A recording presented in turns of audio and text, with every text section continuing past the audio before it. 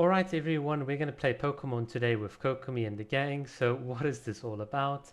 Effectively, they call it the Sucrose Pokemon Team Comp or the Sukokomon Team Comp. Again, very difficult to pronounce. And essentially, if you follow the instructions on screen according to Theory Crafters, you're going to have a very good time. We're not going to follow this instructions on screen. Effectively, I'll explain this team comp in a very simple way. You start off in exactly the order that you can see on screen: Fischl, Kokomi, Xiangling, Sucrose. You let all the Pokemon go: Oz, the jellyfish, Guoba, and then you go into Sucrose, you swirl, and now you go and do everything in reverse, except now you just press Q instead of E. So if you guys didn't catch that, effectively what you want to do is you let out all the Pokemon: Fischl's Oz, Kokomi's Jellyfish, Xiangling's Guoba, Sucrose's Butterfly. You can see here I'm going to do that exactly on screen right now. And then once everything has been unleashed, you go in reverse order. Press Xiangling's Q, press Kokomi's Q, press Fischl's Q, and then you can sort of play around. That is pretty much basically like the gameplay loop. Obviously, if you've got a very specific set of artifacts like Tenacity of the Midlife, Thrilling Tales of Dragon Slayer. There's like a very strict requirement on that you need to have on each one of these characters. If you've got those, you can play the Theorycraft version. It takes about 25 seconds to get like a rotation done. It is quite complicated, but in my opinion, you don't need to play the rotation. It's really not worth it because a lot of the time these rotations and calculations are typically done in isolation, but when it comes to the actual abyss, enemies fly away, they're knocked around, and you need to respond more dynamically to what happens. So in my opinion, as long as you can just follow the basic recipe of that team comp, you will actually have like a really fun time. I think it's absolutely a banger. It's like such a good team comp. And I think it's something that you guys can enjoy as well. It is an F2P friendly team comp by design as well, since the only premium unit that you need is Kokomi, and you just need to properly invest in a bit of an elemental mastery Sucrose, and then the team should be relatively good to go. I know there are a couple of YouTubers that have covered this, and this team comp is not as widely known at the moment. But I'm pretty sure it is slowly but surely gaining a bit of momentum, especially in the Chinese player base. So, what is so cool about this? Well, it's the fact that you can just let all the Pokemon go. But why is this so effective? Well, apart from just like the absolute storm of elemental reactions that you can get, I mean, we are literally triggering almost everything except Geo. I'm just kidding.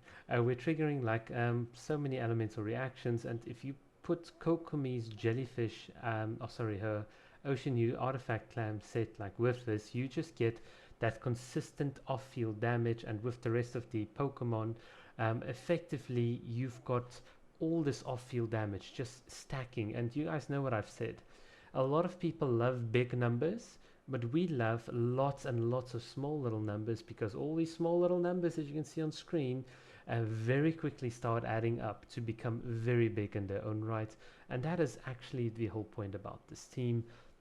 If you are going to play this team comp, it is actually, well, it's absolutely essential that you get one critical step right, and that is whenever Xiangling uses her E or her Guoba, you want to swirl Guoba's like fire that he breathes with Sucrose. That is an absolute key into doing a lot of damage in this team comp. But other than that, if you just follow the standard rules, you know, let all the Pokemon out, that's your E ability, and then in reverse order let all the Q abilities come out, then effectively you've got like the gameplay loop, and then you can play a bit around it, and perhaps like put in a bit of Sucrose here and there for some extra swirling, a bit of Oz, a bit of Kokomi on the downtime. There's so many like different ways you can play it, and that's what makes it so exciting. And that's why I recommend trying this team comp. Of course, if you don't have these units built, you can always go back to the default recommendation that I have for a free-to-play Kokomi, and that is her banner team comp, which consists of Rosaria, Beidou, Kokomi obviously, and then Xingshu.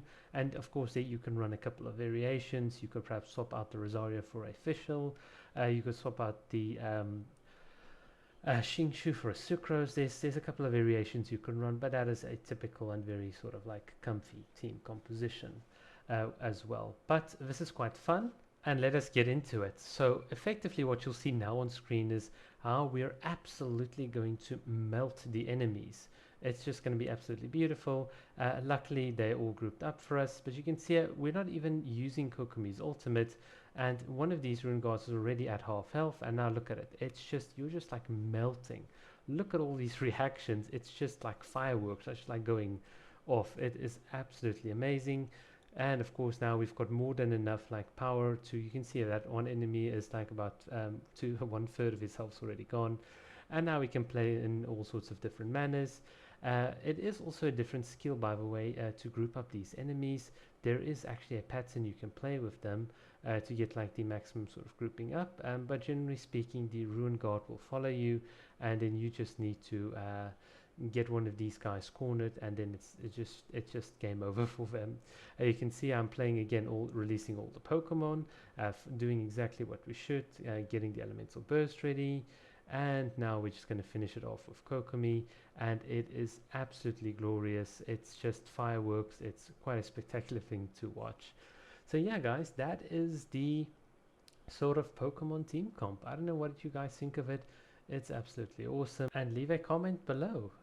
So yeah, what I'm just gonna do now is sort of show you guys the builds, and you guys know we're running of course the C6 Kokomi build, and the rest of them are really, they're not really properly built at all, but I mean still, like, even as under leveled and underpowered as they were, I could definitely feel that they did contribute quite substantially. So yeah, that was really, really great to see. Cheers.